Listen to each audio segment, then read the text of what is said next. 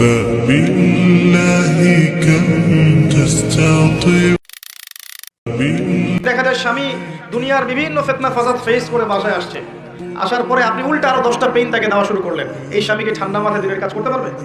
সম্ভব না। এগুলো বোঝা উচিত আমাদের মা বোনদেরকে। আদর্শ নারী হতে হলে এগুলো বুঝতে হবে। সবার দায়িত্ব আছে, শুধু পুরুষের সবকিছু দায়িত্ব নয়।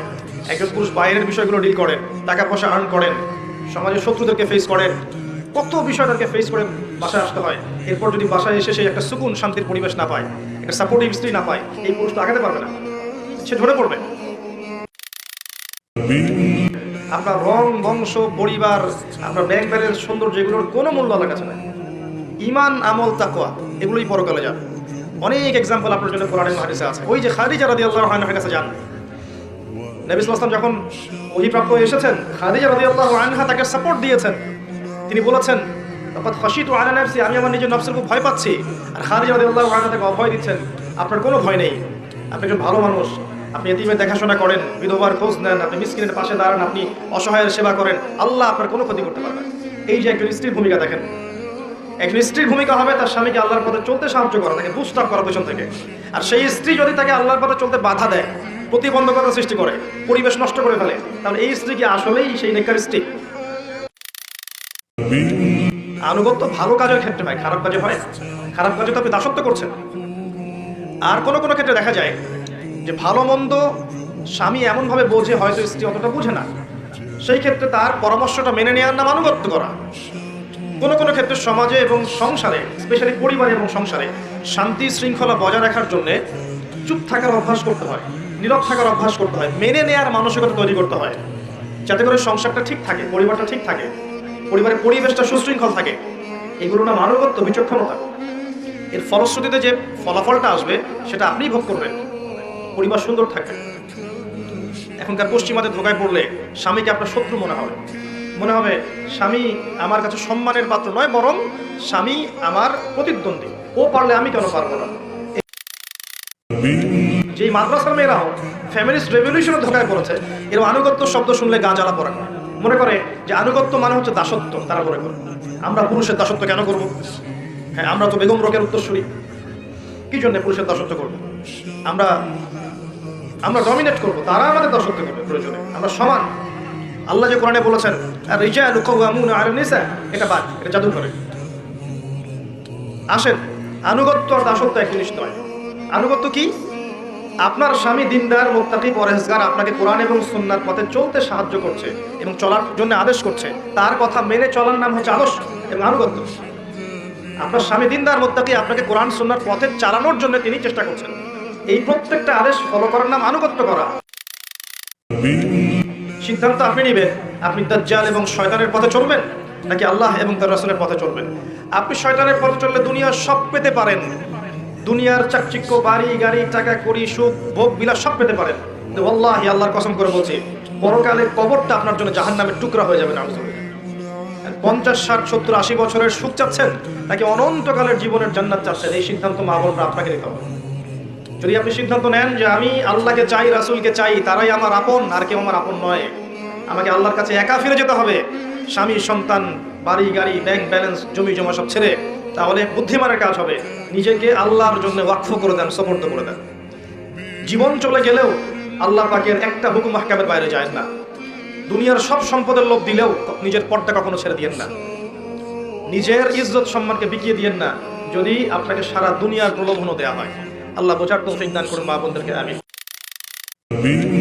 শেষ জামানায় মেয়েদের সাথে ফেমিনিস্ট রেভলিউশন নামে একটা বিপ্লব হয়েছে, যে মেয়ে ছেলের কোনো পার্থক্য নাই, সবাই সমান, আপনি আর পর্দার বালাই নাই, আপনি পুরুষের সাথে কাঁধে কাঁধ মিলিয়ে যেখানে ইচ্ছা সেখানে করবেন। এই যে ফেমিনিস্ট রেভলিউশন, এর ফলশ্রুতিতে আপনি আপনার তাওহীদ হারিয়েছেন, সুন্নত হারিয়েছেন, নবীর আদর্শ হারিয়েছেন, পর্দা হারিয়েছেন, সম্মান হারিয়েছেন, ইজ্জত হারিয়েছেন, আল্লাহর ওই নূরানি খাতা থেকে নাম কাটা পড়ে গেছে।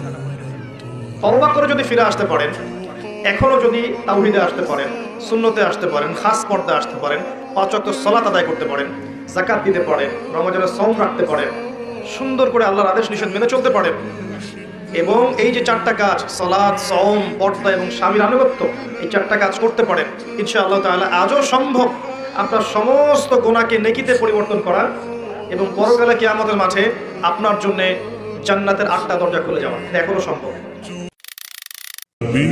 আর যে নারীর কোনো ব্যক্তিত্বই নাই, ওই নারীকে কোনো ব্যক্তিত্ব সম্পন্ন পুরুষ গ্রহণ করবে? করবে না। এইরকম বেপর্দা এবং বেহায়াপনায় যে নারীরা আছে, এরা কখনো ইমানদার, প্রকৃত ইমানদার, মুত্তাকি, পরহেজগার স্বামী খুঁজে পাবে না। আর যখন আপনি পাবেন না এমন স্বামী, তখন আপনার জীবনটা হবে জাহান্নাম। দেখুন, আপনি যেমন মানসিকতার, স্বামীও দেখবেন মাশাআল্লাহ আপনাকে রেখে বাইরে 3টা 4টা 5টা প্রেম করে বেড়াচ্ছে। আর কিফাউন কিরাম, আল্লাহ পাক যেটা বলেছেন, মানে ইকুয়ালি ডিলড হবে। আপনি যেমন হবেন আপনার স্বামী তেমনই হবে, আপনি যেমন হবেন আপনার স্ত্রীও তেমনই হবে। বিয়ের সময়, বিয়ের পরে চেঞ্জ হতে পারে। হয়তো 2 জন হেদায়েতের উপর ছিল, বিয়ের পরে একজন পথভ্রষ্ট হয়ে গেছে, হতে পারে। বা 2 জন পথভ্রষ্ট ছিল, বিয়ের পরে হেদায়েতের উপর আসছে, হতে পারে। কিন্তু একজন ব্যভিচারী পুরুষ ব্যভিচারী নারীর জন্য, আর মুত্তাকি পুরুষ মুত্তাকি নারীর জন্য। এটাই হচ্ছে আল্লাহ পাকের হিসাব। মেয়েদের হাঁটার মধ্যেও একটা আদর্শ আল্লাহ দিয়েছেন।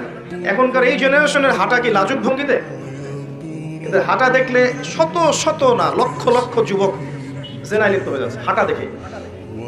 এই হাঁটা, চলাফেরা, পোশাক আশাক, ফ্রি মিক্সিং, বন্ধু বান্ধবী, এই সংস্কৃতি, এই যে চাচাতো ভাই কাজিন, এই সংস্কৃতি, চাচাতো ভাই চাচাতো বোন, খালাতো ভাই খালাতো বোন, এই ফ্রি মিক্সিং সংস্কৃতি।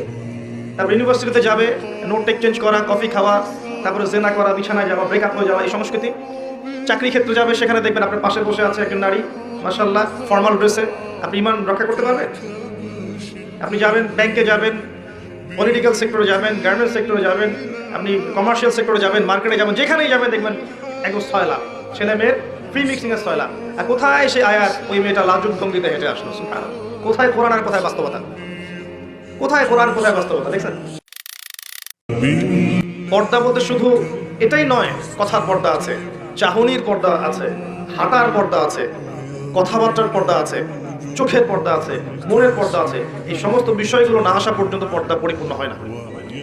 যদি খাস পর্দা করে আপনার মেয়েটা কফি হাউসে বসে তার বয়ফ্রেন্ডের সাথে কফি খায়, এই পর্দার কি কোনো দাম আছে? এটা হচ্ছে ঘরের জানালা বন্ধ করে দরজা খুলে দেওয়ার মতো পাপ। এটা বলতে গেলে আসলে আমি নিজেকে ধরে রাখতে পারি না।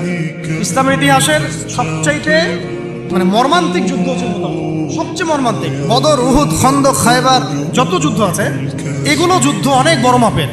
মুতার যুদ্ধের প্রেক্ষাপট এবং সিচুয়েশনটা সম্পূর্ণ ডিফারেন্ট। এখানে আপনাদেরকে আমি 3 জন শ্রেষ্ঠ বীরের মহাকাব্য শোনাচ্ছি। কয়জন? 3 জন শ্রেষ্ঠ বীর পুরুষের মহাকাব্য।